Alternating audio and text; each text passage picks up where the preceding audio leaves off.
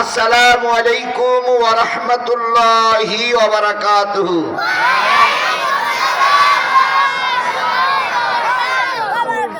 শুকরিয়া আদায় করছি সেই মালিকের, যে মালিক আপনাকে আমাকে মুসলমানের ঘরে জন্মগ্রহণ করার তৌফিক দান করেছেন। আপনি আমি মুসলমান, এজন্য খুশি না বেজার? সবাই মিলে উত্তর দেবেন, আপনি আমি মুসলমান, এজন্য খুশি না বেজার? আল্লাহ আপনাকে আমাকে মুসলমান বানিয়েছেন, এজন্য আমাদেরকে দরখাস্ত করা লেগেছিল যে আল্লাহ আমাদের মুসলমান বানাও? এজন্য কি হরতাল করা লেগেছে যে আল্লাহ আমাদের মুসলমান বানাও?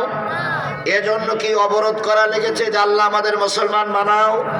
তাহলে বিনা দরখাস্তে, বিনা অবরোধে, বিনা চাওয়ায়, বিনা পাওয়ায় আল্লাহ আপনাকে আমাকে কি বানিয়েছেন? এই মুসলমান কথা বলেন, কি বানিয়েছেন? আল্লাহ ইচ্ছা করলে আপনাকে আমাকে খ্রিস্টান বানাতে পারতেন, আল্লাহ ইচ্ছা করলে আপনাকে আমাকে ইহুদি বানাতে পারতেন, আল্লাহ ইচ্ছা করলে আপনাকে আমাকে অমুসলিম বানাতে পারতেন, কিন্তু তা না বানিয়ে কি বানিয়েছেন? সবাই মিলে বলেন, কি বানিয়েছেন? আবার মুসলমানের ভিতরে বিভিন্ন জাত এবং পদের মুসলমান আছে। কেউ 2 ঈদের নামাজ পড়া মুসলমান, কেউ শুক্রবারের নামাজ পড়া মুসলমান, কেউ জীবনে একক্ত নামাজ পড়ে না, উনিও মুসলমান, কেউ চামড়া কেটে বাদ দেওয়া মুসলমান, কেউ গরুর গোশত খাওয়া মুসলমান, কেউ বা মসজিদ মাদ্রাসার বিরোধিতা করে, উনিও মুসলমান, কেউ কোরআনের মাহফিল সহ্য করতে পারে না, উনিও মুসলমান, কেউ আলেমদের ফাঁসিতে ঝুলাই আনন্দ মিছিল করে, উনিও মুসলমান, কেউ মসজিদ মাদ্রাসার বিরুদ্ধে আইন তৈরি করে, উনিও মুসলমান, আপনিও মুসলমান, আমিও মুসলমান। সব ধরনের মুসলমান আমাদের সমাজে আছে না নাই? জোরে বলেন, আছে না নাই? আল্লাহ বলতেছেন, কুনতুম খায়রা উম্মাতিন উখরিজাত লিন্নাস তা'মুরুনা বিল মা'রুফি ওয়া তানহাউনা আনিল মুনকার ওয়া তু'মিনুনা বিল্লাহ।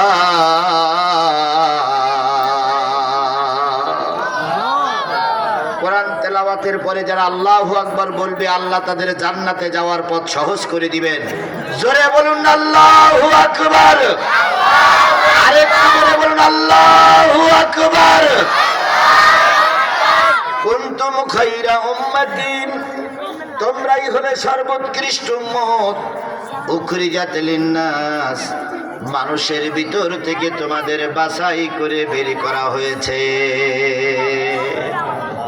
ছোট হুজুরা আমার দিকে খেয়াল করো,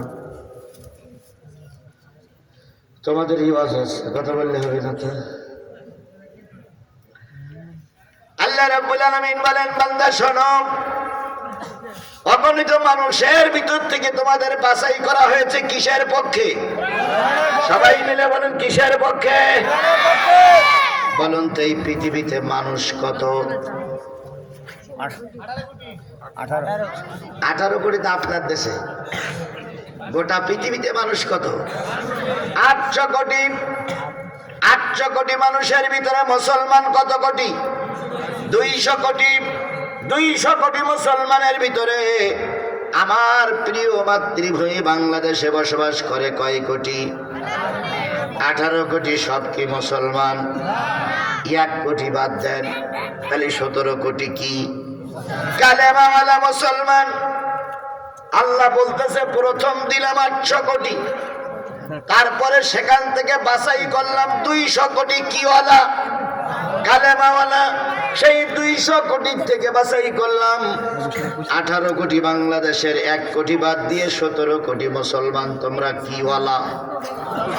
জোরে বলেন, কিওয়ালা? না না, সবাই কোরআনওয়ালা না, সবাই কালেমাওয়ালা। কোরআনওয়ালা আর কালেমাওয়ালা এক নয়। কালেমাওয়ালা অনেক লোক পাওয়া যায়, কিন্তু কোরআনওয়ালা লোক পাওয়া যায় না। আচ্ছা, সবাই যদি কোরআনওয়ালা হইতো তাহলে বাড়ি বসে আছে কেন? এখানে কিসের আলোচনা হচ্ছে? স্পষ্ট করে বলেন, সেখানে কিসের আলোচনা হচ্ছে? সবাই যদি কোরআন আলা হবে তাহলে দোকানে বসে আছে কেন? সবাই যদি কোরআন আলা হবে বাড়ি বসে আছে কেন? তাহলে ওই লোকগুলো কলেমাওয়ালা, কোরআন আলা নয়। যারা কোরআন আলা তারা অবশ্যই কোরআনের মাহফিলে আসবে।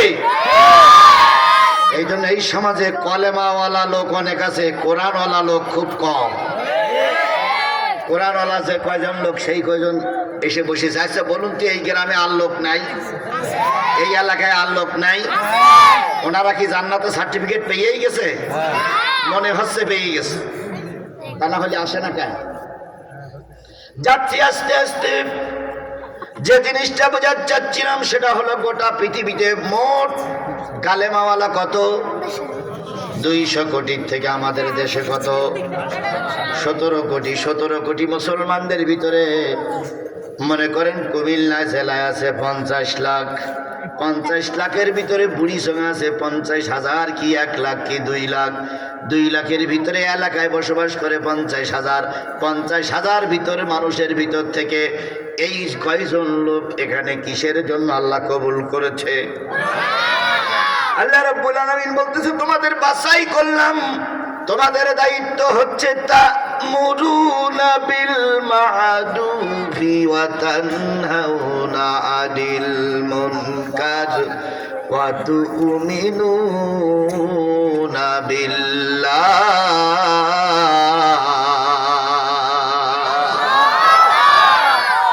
তোমরা সৎ কাজের আদেশ করবে আর অসৎ কাজের নিষেধ করবে, আর পুরাপুরি কার পরে ঈমান আনবে? আরেকটু জোরে বলুন না, কার পরে ঈমান আনবে? একটা শব্দ ভালো করে বুঝতে হবে, আল্লাহর পরে ঈমান কি আমাদের আছে? উত্তর দিকে আপনারা ভয় পান কেন? হয় হ্যাঁ বলবেন, নাই না বলবেন। আল্লাহর পরে ঈমান আছে, জোরে বলেন আছে। হয়তো এই 5 মাস ঈমান একটু মজবুত হয়েছে। 5 মাস আগে প্রায় 95% মানুষের ঈমানের ভিতরে ঘাটতি ছিল।